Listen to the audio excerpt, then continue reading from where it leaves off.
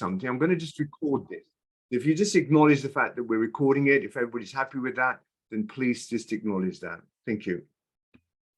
So what you want to achieve from your exercise is really, really important. And I think that is a missing ingredient in what people are trying to do. So sort of with their exercise routines, it's fair enough to go to the gym, but what is it that you want to do? Because that then dictates the type of exercise that you are actually going to do. And of course, we all lead busy lives as well. And of course, what you got to do is you've got to find the best type of exercise for you within the time frame that you have. For example, I mean, I tend to exercise for myself. I tend to exercise in the mornings because I find that is the time when I am feeling able to exercise. I'm feeling energetic. I'm feeling sort of that I want to do some exercise. But by the time I finish my work at the end of the day, you know, I don't particularly want to exercise. So for me, mornings works out best. Now, obviously, you've got to look at sort of what is the best time for you. And there are different times in the day that will optimize your gains from exercise. And obviously, it would be ideal to be listening to that research and looking at that research. But I know for a fact that, you know, the afternoons are the best time to exercise, sort of metabolically. But I don't have the time to do that. So for me, I'm going to fit my exercise around what I can do, because the most important thing is that I'm doing something, that I'm doing some form of exercise. So I will tend to fit my exercise in the morning when I can do it. So as long as I'm doing it, that's the most important thing. So I do it in the mornings. Now, the other important thing is obviously why, you know, why am I doing this? Well, I want to be able to sort of move my body. I want to move my joints, because all our joints and muscles need that full range of motion. It's like everything in life. If you don't use it, you're going to lose it. And our joints in particular need that full range of movement. So when you're exercising, it isn't just a question of sort of doing weights, for example. You have to look at what else am I going to do with that exercise. And the other form of exercise that you must consider doing is getting your movement into full mobility, is getting that full end range of movement. So yes, you need to build muscle, you need to train muscle, because regrettably, all of us from the age of 25 plus are going to be losing 1 to 2% of muscle mass every single day. And in fact, it's been shown clinically that by the age of about 70, you will have lost about 40 to 50% of your muscle mass from the age of 25 if you haven't been doing any kind of exercise. And none of us can afford to do that. So it is imperative that we do some kind of sort of stress exercise on our bodies, lifting weights, moving our bodies, using body weight. It doesn't have to be weights, where we are putting our muscle into some kind of exertion, some kind of stress to create some kind of hypertrophy, but also to make that muscle work. So the learnings or the points to take out from here is, why am I exercising? What is it that I'm trying to achieve? Well, I'm not going to enter a bodybuilding competition. I'm not going to compete in any athletic activity at a high level.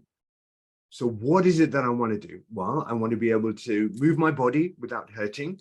I want to look good, and I want to be able to sort of do the things that I need to do, which is pick something up off the floor, be able to walk around without hurting. So that's what I'm going to gauge my exercise routine towards.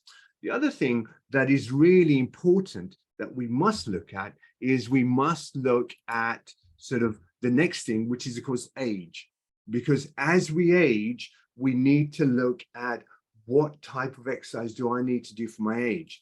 Now, YouTube is amazing. It's an incredible resource. I use it for education.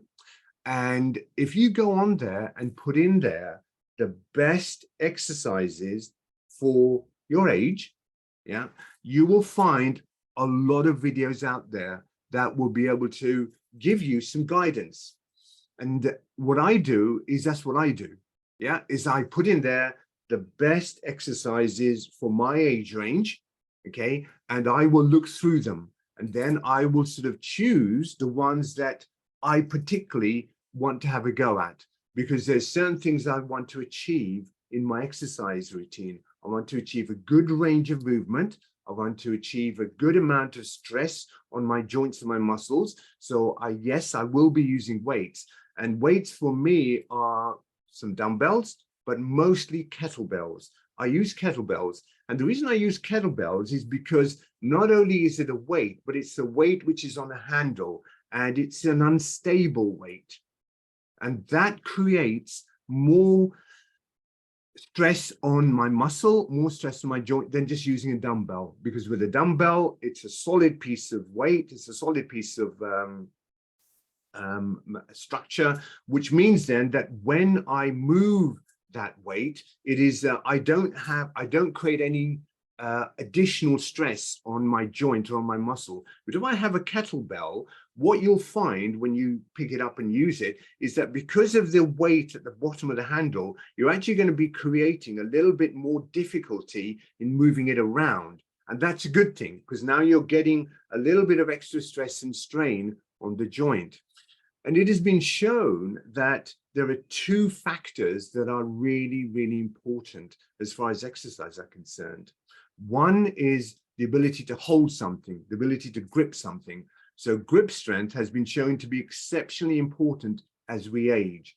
So just holding something and carrying it around, for example, one of the exercises I do is called a farmer's carry, where I'll pick up a weight, a kettlebell, and I'll walk with it. And that carrying and walking not only helps my grip strength, but it also works my core muscles, because what I'll need to do is I will need to exercise my, I will need to create stress on one side of my muscles to stop me from falling over. And that is a good thing to do.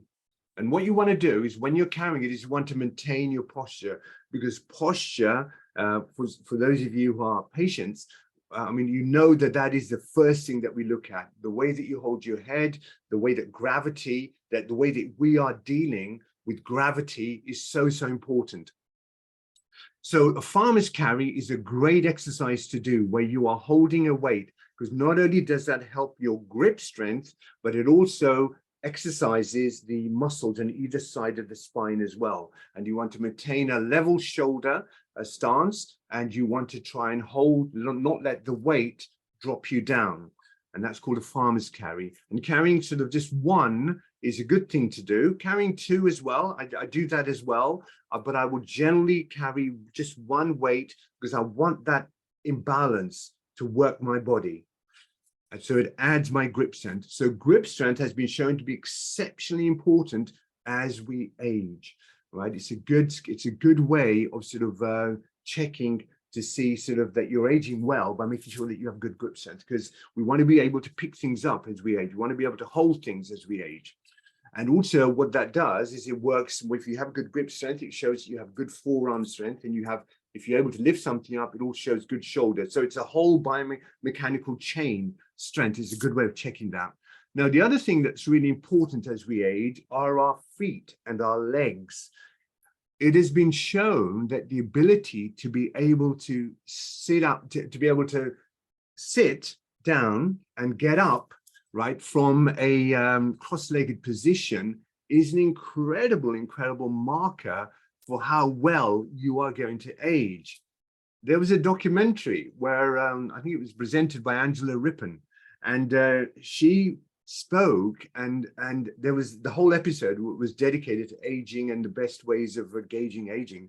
And there was a study done at Harvard University, and one of the most important factors that they found on good health as we age is the ability to be able to walk and to be able to stand properly, to be able to not sort of, to be able to hold our balance, to be able to stand on one leg and at least for 30 seconds to a minute without falling over. But the ability to be able to get up from cross-legged and a squat position is vital for our aging. And the better we can do that, the better for us.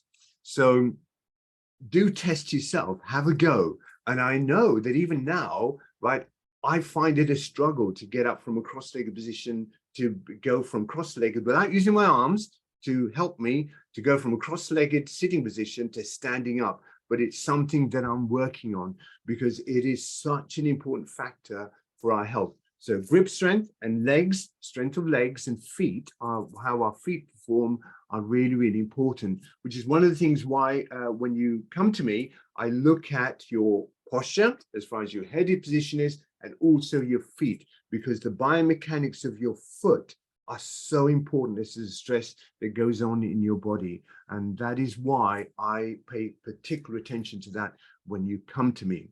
Now, it is so important to listen to our body, because one of the things that we do when we exercise is we will ignore that little bit of pain, that little bit of niggle that we're feeling, and we'll just try to just fight our way through it. And that's not good, because pain is there for a reason. Pain is there because that is your body telling you that you are doing some damage.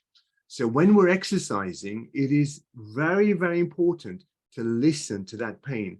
Now, let's face it, we're not going to compete in the Olympics. We're not going to compete in some kind of competition, of course, unless you are. So we don't need to work our body into the ground, right, to achieve that 5%, that 1% improvement. What we do need to do, though, is we do need to pay attention to our body and make sure that we are not hurting ourselves. Because when we are hurting ourselves, that is not something that is going to serve us long term, because that's going to just create sort of damage, which could end up creating long-term problems for us, and meaning that we can't exercise, we can't continue to exercise as a result of that aggravation that we've created. So it is important to listen to your body. So age-related exercises, okay, don't try to do what you could do in your 20s. If you're in your 40s, your 50s, your 60s, pay attention to the exercises that are age-related, because that's important. And YouTube has incredible resource for finding those type of exercises. Also, what's your goal? What is it that you're actually trying to do? What is it that you're trying to sort of actually achieve by doing that? Now, one of the things that I do for my exercises I mentioned is I am very, very geared towards using kettlebells. I'm very geared towards sort of looking at working out for my age range. And that's the way that I work. And I try to do sort of 4 to 5 sort of days a week where I will do 20 to 30 minutes of some kind of weight related exercises. Now, later on, I will possibly do a webinar just on exercise, because I could carry on for hours. For the rest of the time that I have with you, I could carry on just talking about exercise and giving you the nuances on exercise, what it is, what the research has shown, how sort of, there's a zone 2 form of exercise. And Peter Attia, Attia, I highly recommend you have a look at, find him out on YouTube. He's got some incredible information on all of that, the best way to exercise, because I don't know about you, but the reason that I exercise and the reason that I look after myself is because I want to age well. I want to age well. I consider life fun. I consider life great. And I want to make sure that I am able to enjoy sort of my age as I progress through my chronological life. And I think that's more important than anything. Now, I've given you a QR code there. Do have, take time and have a quick scan of that, because that's going to take you to a little website that, a little couple of pages that we've created, where you're going to get a synopsis of some of this information. You're also going to get links to some YouTube videos as well on some exercises. So do take the time right now just to click that QR code and have a look at that. You're going to get an opportunity to grab that QR code later on as well. Okay, so that's my little synopsis of exercise. As I said, I could carry on for hours, but I don't want to take up more time than I've delegated for you. So I'm just going to move on to the next thing. So I'm going to show you some screenshots of this is part of the information that you're going to get. And again, here's grab that QR code. So these videos here are there for you. Now, what I've done here is I've included something that's really important as far as exercise is concerned. It's something called metabolic exercise, because there is a antioxidant that we produce, which is in cells which are at the top of our nose here, called nitric oxide, and it's one of the most powerful antioxidants. Hopefully everybody understands the benefits of antioxidants. I've heard the word of antioxidants, and antioxidants are things that chemicals that we produce in our body that actually help us to work better, for our body to work better. They fight something called radicals, which is the all around us every day, from food we eat, from the environment, what we drink, and these actually create damage in our cells. And obviously, the more damage we create to ourselves, the worse we're going to age. So antioxidants are really, really important. We can take them through food, but we can actually create them ourselves as well. And this type of exercise, called metabolic exercise, is a way of increasing your nitric oxide. And I really would encourage you to have a look at that as well. So do have a look. It's all there available. Andre, thank you very much. I'm so sorry I left you waiting there in the room there. I didn't see you. So, but thank you for joining. Okay, we're just covering exercise at the moment. Thank you for joining. I appreciate that. Okay, so do have a look at this resource. Do click on there and get some information. And then obviously, if you have any questions, there's going to be an opportunity for you later on to get in contact with me and to ask me some questions. But at the end of this, if you have any questions that come at the end of this, you can ask me then. Okay, so why are you here? Why should you listen to me? All right, well, my name is Dr. Surinder Sandhu. I'm a doctor of chiropractic, and I've been treating patients for over 26 years. That's a hell of a long time. I've treated personally 15 to 20,000 patients over that number of years. So it's not, so the information that I'm giving you is not just information that I've just read or something which might be good in the sense of, you know, I've heard it on social media, whatever. It's stuff that I actually sort of have used and tried myself. I've been studying nutrition for the past 25 years. Every year I will attend 2 or 3 workshops more on nutrition, updating myself on the latest nutritional information. As I said, YouTube, I use YouTube every single day to sort of educate myself and learn. And I highly encourage you, if you haven't sort of used YouTube for educational purposes, I encourage you to have a look at it. Exercise wise, I've run 7 marathons. My best time was 2 hours 48 minutes, which I'm very proud of. I should have got 2:45, but yeah, I sort of, the last few miles were hellish, but hey ho. But 2:48 was my best time. The other ones, the worst time was about 3.5 hours. So I was very fortunate in that I'm able to run. It wasn't something that I really trained for. If I had my time again, I would train, but I would train more, especially with what I know now as well. I exercise regularly. I do some yoga. I try and do that sort of at least 3 times a week. I really rate yoga. It's a great mobility exercise. As I mentioned, it's about sort of getting your joints to move properly, getting your muscles to elongate properly, because it's great to do the weights, but you know, you're tightening them up. You need that stretching movement as well. I'm 62 years old.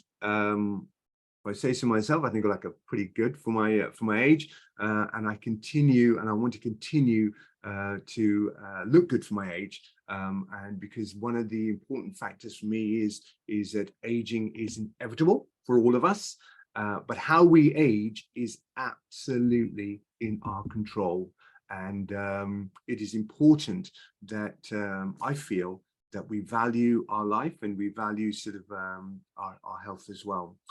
There's so much that we can do to help ourselves. Okay, So let's go on to the next thing. So one of the other factors I want to discuss with you is about nutrition. Now, again, I could spend hours and hours and hours talking about it. So what I want to do is I want to just go over some basic stuff with you. Now, the macronutrients that we have protein, fat, carbohydrates. Now, I put fruit as a macronutrient, and I'll explain in a minute why. But the three main ones are protein, fat, and carbohydrates. Now, every single food that you eat will consist of a certain amount of protein, a certain amount of fat, and a certain amount of carbohydrate. Okay, and that's everything. It has been categorically proven over all this time now that carbohydrate is a problem for us, for our body. Now, why is it a problem? Because regrettably, what we've done as a human species is we've taken God-given carbohydrate, which is vegetables that grow in the ground or grow sort of that grow from the ground. We've taken them and we've basically adulterated them. We've processed them, we've put them through chemical methods that have just completely destroyed the innate value and energy and life force of a vegetable, of a carbohydrate. If you look at sort of in a supermarket, which is where regrettably the majority of us go to obtain our food, 99% of it is crap, is manufactured crap. Okay, it's food that is been adulterated, been manufactured. There's only a couple of useful parts of a supermarket. One is the fruit and vegetable section. The other part is the meat, fish counter. And that's it, really. That's it. The rest of the supermarket is, in my opinion, you should avoid because there's nothing of real food value in any of those other sort of areas of the supermarket, because all your body needs good quality vegetables and it needs good quality protein, which it gets from the meat. Now, fat is essential, and fat has been made a criminal. It's been made a real problem because we've got some studies that were done which have been proven to be totally incorrect about the fact that fat is bad for you and the fact that it raises your cholesterol level, and they've all been disproved. Fat is essential. Fat is essential, as is protein. Carbohydrate is essential too, but in a complex form, not in a simple adulterated form, because what carbohydrate does is carbohydrate converts into glucose, and glucose is important because that's our energy source. But we can get energy from a form of fat called ketones as well. We can't live on ketones solely because it's much more difficult for the body to produce those, although they are much more efficient as an energy source than glucose is. But glucose is what our body is made to use easily from carbohydrate, because carbohydrate becomes glucose. Proteins become amino acids. Fat becomes fatty acids. Fruit becomes fructose. Now, fructose is a sugar. It is a complex sugar, which, unlike glucose, doesn't go through the normal process that the body uses glucose for energy. Fructose actually has to go through a process where it goes into the liver, gets converted into fatty acids, and then becomes used for energy, right? Because it uses, the fructose becomes fatty acids, which then becomes through gluconeogenesis, the process where it becomes then used as glucose. So fruit, although good, too much of it is not good. And that is a myth. Okay, now there are some other sort of really useful aspects of fruit as well, but regrettably, we have got into a habit of eating fruit all year round.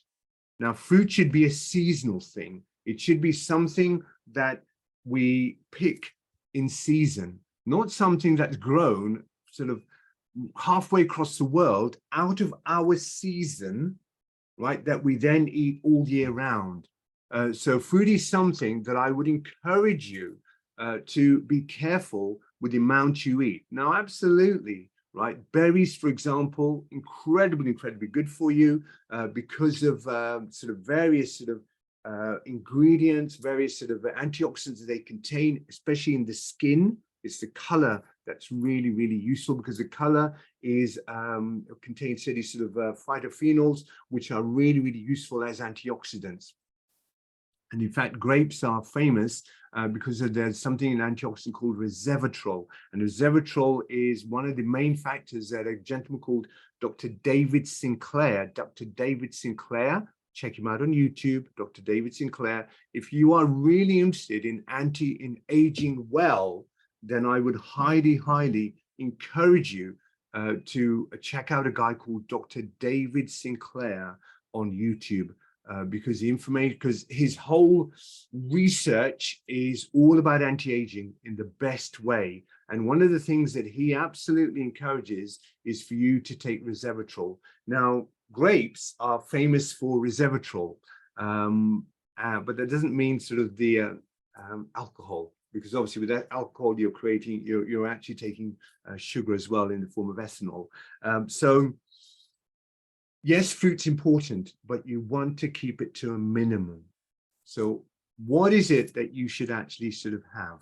Well, what you need is you need to have a good quality source of protein, and fish and chicken are very good, just purely because there are certain sort of, there is a certain enzyme which protein converts into, which can also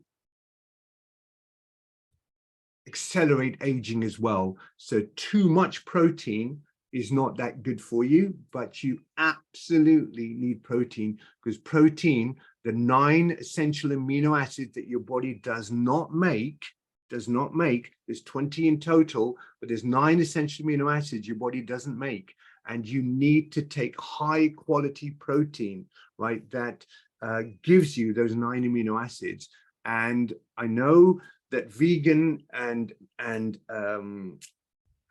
vegetarianism is really popular, but you have to be careful. You have to be careful as to sort of what it is that you are getting from your food, and to ensure that you get the 9 essential amino acids. A really quick, easy way of getting that is fish, good quality organic chicken are really good forms of that.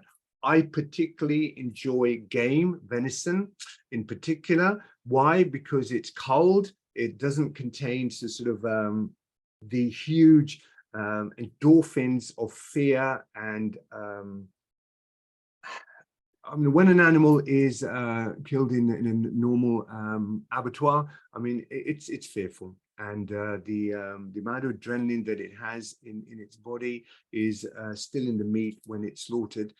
So when an animal is cold, it's out there in pasture, it doesn't know any better, and it's then obviously ready for an abattoir when it's dead. So there isn't that the huge amount of sort of endorphins, huge amount of sort of fear hormones in the meat. So I enjoy sort of getting my primary amino acids from a meat source, and getting it from a source like venison. But hey ho, you have to sort of go with what your ethics and what your mindset is. But be very conscious of the fact that you need to get those 9 essential amino acids. Okay, now micronutrients are basically all the other minerals, and it is so important to get those. And again, sort of the processed food is stripped of all of those. So, and a lot of our food, sort of even our vegetables, are very deficient in micronutrients. So it is regrettable that one of the things we need to do is we do need to take some supplements. We do need to take supplements to get those. So what to eat? Well, you know, good quality protein, good quality vegetables. Be very careful of sort of starchy carbohydrates like obviously potatoes, rice, pastas, because again, they are simple carbohydrates. They convert very quickly into glucose in your body. And one of the things you want to avoid to help your body to age well and to handle sort of general sort of hormonal physiological stress is we want to make sure that the insulin spikes that you get when you introduce glucose into our blood are kept to a minimum. When to eat? There was a recent study done by the University College where it showed that for metabolism physiology, the best times were between 6 o'clock in the morning and 4 o'clock in the evening. That is when you want to try and sort of get your food intake in. If we think about it logically, most people will eat in the evening when they come from work because it is the way that obviously our lifestyles are. And if you think about it, we have our heaviest meal in the evening, which generally will have quite a lot of simple carbohydrate in. We'll have some rice, we'll have some pasta, we'll have some potatoes. And then what do we do once we've eaten it? We'll sit on the couch and watch TV, watch Netflix, or we'll continue working in front of our computers. So we've just taken all this glucose and we're doing nothing to utilize it in any shape or form. So one of the things you want to do is you want to keep your evening meal to a small quantity, a smaller quantity. What I do personally myself is I eat once a day, the majority of the week. Okay, now my personal philosophy is 80% of the time I do what I know is good for me. 20% of the time I'm going to do whatever the hell I want to do that day, or I feel like, you know, I'll have a cake, I'll eat sort of because I have a sweet tooth, so I will eat something, yeah, that I know isn't good for me. But 80% of the time I will try to be good. So my personal sort of regime is that I will not have breakfast. Okay, so I will not have breakfast. I will eat sort of between sort of 1 and 3 is when I will try and have my main meal. That doesn't mean every time, because sometimes a friend will come around and we'll go out in the evening and I'll have a meal in the evening. But I will try and make sure that meal in the evening doesn't have any heavy carbohydrates. Like I won't have potatoes, I won't have rice, I won't have sort of anything like simple carbohydrates. I will try to stick to a small quantity of protein and vegetables in the evening as well. And that is mainly what I will have during lunchtime as well, is I will try and do that at lunchtime too. That's what I find works best for me. We all eat far too much. We do not need to eat 3 times a day. You just need to eat once a day. Now, do you go straight from doing what you're doing to once a day? No, you don't, because you will find it difficult, right? What you need to do is maybe go to twice a day. So maybe if you are a breakfast fan, have breakfast, yeah, but then have a light meal later on. If you are an evening meal fan, or if that's the only thing that you can do, then have your meal in the evening, but just try to keep the simple carbohydrates to a minimum. And if you can, try after you've eaten to do something. You know, don't just go and sit on the couch. You know, get out and just have a little walk, even if it's like half an hour. Because one of the best exercises for the human body is just to move. You know, it's to just get out and walk. You know, get out and walk. And I would encourage you to do that. Hi, Carmel. Thank you for joining. I really appreciate you joining in. We're just covering nutrition at the moment. We're just about to finish that. We're just covering some topics. You're going to have access to some resources at the end, Carmel. So obviously, if you have any questions, darling, you know, come back to me. But thank you for joining. So hopefully that sort of gives you an idea. Again, I could talk for hours on nutrition. Okay, and maybe you know, in the webinars, because I'm going to be running these regularly over the year, you know, I will spend a lot more time on nutrition with you and give you a lot more insight into it. But hopefully that's given you some good sort of ideas. So basically, to summarize, we need good quality protein. We need to make sure that we get those 9 essential amino acids. Regrettably, Meat is a really, really good source of that. You don't have to think about it. You just need to get a little piece of meat, chicken, fish, or some other meat, and good quality vegetables. You do not need to any of the simple carbohydrates. You definitely don't need a sugary start to the day with like croissants and all of that. Yeah. Do I have it on the weekend? Do I have a croissant on the weekend? Do I start my day with toast and stuff? No, not in the week, I don't. But on a Saturday or a Sunday, yes, I will, because I love croissants, but I will not have them in the week. And as I said, my personal regime is I don't have breakfast. I will sort of have, I will eat my main meal between 1 and 3. That's when I'll eat. And I will try to not have anything after that. If I do really want something, if I feel really hungry in the evening, then what I'll do is I'll have a cup of bone broth. And again, I could spend all day talking to you about bone broth and the benefits of bone broth. Just very simply, it's full of all the 9 essential amino acids. It's full of other nutrition as well. It contains basically a really good combination of protein, minerals that your body, and fat that your body will definitely benefit from. So I'll have a cup of that in the evening. Okay, great. So let's just move on.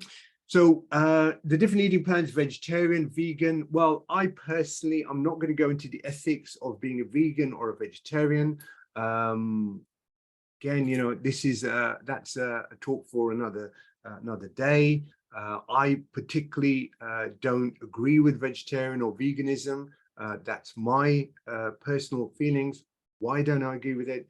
Because I think we make our lives so much more difficult to get what our body essentially needs, which is the 9 essential amino acids, to get the 20 amino acids, because amino acids, protein is so important. If you look at all the research on nutrition now, it is becoming very, very clear that vegetarians and vegans over a period of years are very deficient in amino acids, are very deficient in protein. So for me, I believe in an omnivore diet where I will have some protein and I'll have some carbohydrate from vegetables, and I'll eat a very little amount of fruit within season. My personal choice is an apple in season, a pear in season, and berries. That's it. I will try to sort of avoid other fruits. Now, do I avoid them completely? Of course I don't. If I fancy something, I'll have it. I just will not have it every single day. Okay. Now, if you click on that QR code, that will take you to a resource which will give you an opportunity to get a summary and get some information here. There is some also on that resource page, you will find some YouTube videos. Again, what I've tried to do is I've tried to just pick some general videos that are just going to give you an overview. All right, because again, nutrition is a whole subject that we could go into all day long and we could talk about it. This for me is really, really important, because one of my greatest sort of concerns is the increase in Alzheimer's, increase in dementia. I had an experience of seeing one of my heroes, my father-in-law, go from a man who was completely robust, was superhuman in my mind, in my eyes, in what he could do in a day, in his intelligence, his capabilities, to go to somebody who basically didn't recognize me, ended up sort of just sitting in his chair and becoming a skeleton. I mean, that is my worst nightmare. So I think it is so important that we absolutely do everything we can, because it's in your control. You're in charge, nobody else, not the fucking GP, right? And not sort of the health service. You're in charge. And what you do today, what you do tomorrow is so important. So you need to start thinking about it now. And there's so much information on YouTube. Please go and watch, listen, educate yourselves. because yeah, health is such an important part of life, and we need to value it, and we need to do something about it. This gentleman here, I really like. He's gone from a muscle-bound freak to actually providing incredible information on nutrition. He's really, really good. He produces lots and lots of videos every week. He is very up to date with his research information. He simplifies it. He makes it easy for you to understand. I really encourage you to check him out. I really am a big fan of him. Thomas Salor. And Kamal, he's a good-looking guy too. Do check him out. Okay, he's really, really good. Okay, so now I want to talk to you about the most important thing, because it's great to sort of to have food, to sort of eat the right diet, eat nutrition, and of course to do the right exercises. And it's all really important. Okay, I know that for a fact. But let's get to the most important part of all, which is basically your nervous system, because nothing works in your body unless your brain is communicating with your body, your organs, the 50 trillion cells. If that nervous system, if your brain through that 12 miles of nerves is not working and connecting at 100% with every cell in your body, it doesn't matter what the hell you put in your body. It doesn't matter what kind of movement you do. And you're going to be limited in the amount of movement you do because your muscles are not going to be working properly. Your nutrition is not going to be of any use to you because your digestive system is not going to work well. So it is so, so important to get your nervous system checked. We get our teeth checked. We get our cars checked. But when was the last time you got your nervous system checked? It is so, so important to get your nervous system checked. And one of the best people to do that are chiropractors. Why? Because that's what we've spent sort of our study in. That's what I've spent 26 years in learning and actually sort of working with, is your nervous system. It is so, so important to make sure that you are utilizing your nervous system, that your nervous system is working for you, so that you can then get the benefit of the exercise, get the benefit of what you're putting in your body. I cannot emphasize that enough to you. Okay, so what is the deficiency in if you have your nervous system? Now, this is the problem that you have, is your nervous system is working 24/7. Every microsecond of your life, your nervous system is working. It has to, because if it's not, you'll be dead. Because if it's not working, your body is not going to be working.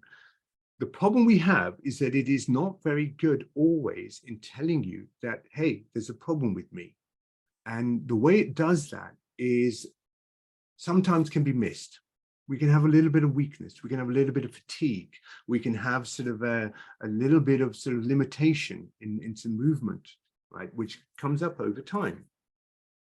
We can get some other symptoms where we get a little bit of sort of discomfort in our bowels, or discomfort, indigestion.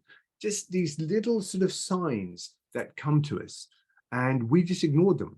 Or what we do is we go to the GP or the pharmacist and we go and grab some medication. Now, let me tell you, categorically, your body is not deficient in aspirin.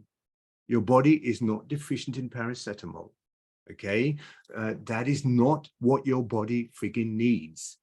Right, so you putting paracetamol and Nurofen or any other painkiller, or putting in Meprazole, or putting some kind of digestive sort of product because you've got indigestion into your body is not fucking deficient in that. Right, your body is not working well. So the way you have to look at it is why. We have to ask that very important question that doesn't get asked by your GP, that doesn't get asked by those other sort of therapists that you've possibly been to in the past, is why. Why are you having these symptoms? And that is the key, because if you can answer that why, then you can deal with the underlying problem. And that is what I am so passionate about, is finding out the why. Because once you've got the why, then you can do something about it. Because deal with the why, and you can help yourself. So one of the things that happens when you come to me is the first thing we're going to do is, I guess you've got a pain. Well, why? Why have you got that pain? Again, we're going to look at that. We're also going to look at sort of any other symptoms you might have, because it's not just about pain. What other symptoms are you having? And that's something that I'm very passionate about in helping you. Okay, so the best treatment method, well, chiropractic is, for me, in my eyes, number one. And yes, I am a chiropractor. But I know after 26 years that it is in the right hand, the right chiropractor who is holistic in the sense that they are looking at the why, then you're in the best hand, the best place to be. Massage is important. It's nice. I mean, who doesn't like to sort of have somebody sort of rub you with warm oil? I mean, that's a lovely thing to do. Is it going to help? Temporarily, yeah. But for me, it's about long-term health as well. Yoga, I tell all my patients do yoga. Movement is important. We discussed a little bit of that in the exercise. You need to move your body, move it or lose it. Exercise, so important. But the underlying factor behind all of those is you need to get your nervous system to be working properly. Okay, so again, there's a QR code there. Do have a look. There's a few resources on there that I've put on there, just explaining to you about the nervous system, why it's important, giving you some ideas of sort of what it is that I do, what it is that I look at. I've got some really good videos on there for you. Do check out my YouTube channel, Bedford Chiropractic Clinic, nice and easy. I've got hundreds and hundreds of videos on there about exercise, nutrition, just giving you a little bit of information about why chiropractic is important. You'll learn here about sort of what it is you actually happen to you when you come to see me, what actually sort of what the experience is going to consist of. I also talk about chiropractic adjustment. Unfortunately, people are just hung up on this crack, you know, and millions of people will watch YouTube videos and watch people being cracked. Yeah, you know, the crack's important, but there's a purpose to it, and that's what people need to understand. There is a purpose to the crack, and I explained a little bit about what that crack actually is there. So thank you so much for staying to the end. I really appreciate you, and I appreciate you taking the time to do that. So let's talk about sort of what it is that I'm offering today, because, you know, hopefully I've given you some useful information and you've got some value there. So in exchange, what I like to do now is just give you something else, give you an opportunity to come and see me and actually sort of have a physical, sort of spend some time with me and help me to help you. So this is what we're offering today, is I'm offering you an opportunity to come and see me at that price, which is less than what you would normally get if you just rang up, and less than what you would get if you came through the website. Again, check out the QR code there, because this offer is time limited, all right? Because, you know, as in everything, action takers are the ones that sort of get the benefit of what we're offering here. What I'm also going to do to obviously encourage you, and this is a blatant sort of encouragement, okay, is I'm going to give you some bonuses as well. So if you take advantage and book in an appointment with me, then what you're going to get is you're going to get a prescriptive nutritional guide with me. You're going to get a 20-minute discovery call, so you're going to get 20 minutes of my time, and there's nothing more precious than our time. So you're going to get 20 minutes with me. You're also going to get Indian head massage. One of my members of staff, she offers Indian head massage. Well, you're going to get that experience as well. Plus, what you're going to get is if you then invite a friend or a partner, you're going to get an opportunity to book them in for £39. So that again is a massive saving for you.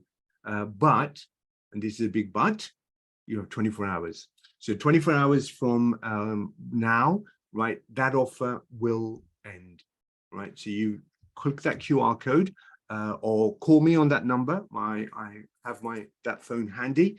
Text me and say, hey, I'm interested, and I will call you back and we'll get you booked in. So that's my offer for you today. Now, I know we're over time. Okay, it's 1 o'clock. Thank you for staying. If anybody has any questions, then please, unmute yourself and ask me anything you want to, and I will try and answer. If I don't know, I'll tell you. I won't bullshit you. but I will find out and I'll come back to you. Does anybody have any questions at all they want to ask me on anything that I've said or anything else that I haven't spoken about? Well, that was easy. I think if I could just say, I mean, I think for me, it was, thank you so much. It was, I mean, there's so much information. I think I'm still absorbing and processing a lot of the information that you've shared today. One of the things I was going to say is you mentioned about the 9, two things actually, now I've started speaking. One thing you mentioned about the 9 essential amino acids, I think you said, there's 9 essential amino acids. So sorry if I missed this bit. Are those amino acids that, did you say that we can get those from meat, those amino acids, or is it more like a supplement we'd have to take to sort of substitute our diets if we're not having the right foods, if that makes sense? Okay, very good question, Jason. Yeah. There are 20 amino acids in total. Our body is able to make 11 of them through sort of basically what we provide the body, but there are 9 that it can't make. And it needs those 9, and you have to take them on board. And the quickest, easiest way of doing that is through having a food source that provides that. And one of the best food sources for that is meat. Fish, chicken are a good source because what they do is they will have less, they will produce less something called mTOR. mTOR is a byproduct of a breakdown of an amino acid called methionine. And mTOR has been shown, high levels of mTOR have been shown to speed up aging. You don't want to have too high levels of mTOR in your body. So the best form of quick essential amino acids are fish and chicken. But as I said, I mean, I choose to eat sort of game, preferably, and lamb. Why? Because it's, for me, it's unadulterated. You know, it hasn't been fed too many growth hormones. It is, for me, the less man has mucked about with food, the better. Yeah. That's great. Good. What was there a second part to the question? Oh, supplements. That's right. Yes, supplements. Sorry. You could take protein powders. You could sort of try and get your 9 essential amino acids through taking sort of supplements. My own personal opinion, because I'm not a vegan or a vegetarian, is I enjoy my meat. I enjoy, a piece of chicken. I enjoy fish. I enjoy sort of my meat. So I would get it from that. But if you're not obviously a meat eater, then absolutely it is so important that you get a good protein source. And seaweed is actually really good source of protein. But again, the problem with anything that is not meat-based, and I mean high quality meat-based, is the fact that it is it's very difficult for the body to assimilate it. It's just much harder for the body to sort of use it and take value out of it. Whereas a piece of meat, the body's designed to absorb it, digest it. Thank you very much. Thank you. No problem at all. Any other questions? Okay, so great. So, well, again, thank you for staying to the end. So guys, so this is my offer. All right. I'm just going to play this video a little bit, just tell you a little bit about what it is that sort of you get. But can you hear that? No, not yet. Okay, bear with me 1 second then. Let me see what.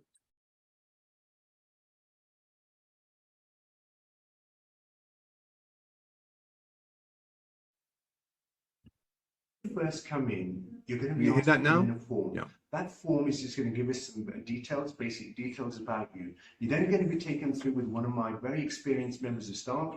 They're going to do a couple of scans on you. The first one is the posture scan, looking at your posture. The second one is looking at the muscles on either side of your spine. Once that's been done, I'm going to then come through and I'm going to do a consult with you, where basically what it means, I'm going to listen very carefully while you tell me your medical history, obviously to explain your symptoms to me. After 20 years of experience, I have got a pretty good idea what might be happening by the end of that. I'm then going to go ahead and do a very, very thorough physical exam of you, examining you from your feet right up into your neck and your skull to find out what might be causing you symptoms.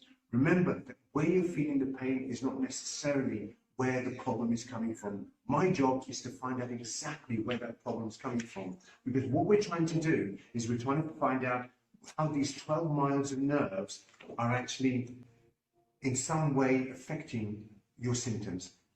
Now, all of that takes about 40 minutes, so you're going to be Fantastic. Okay, good. So that video is available as part of the resources. Okay, so do have a look at that.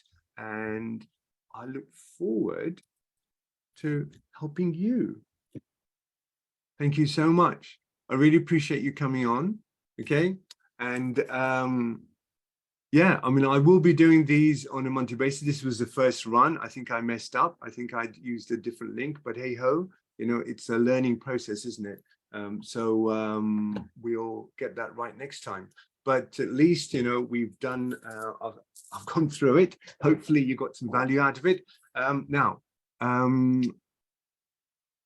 You guys are here. Can you unmute yourselves?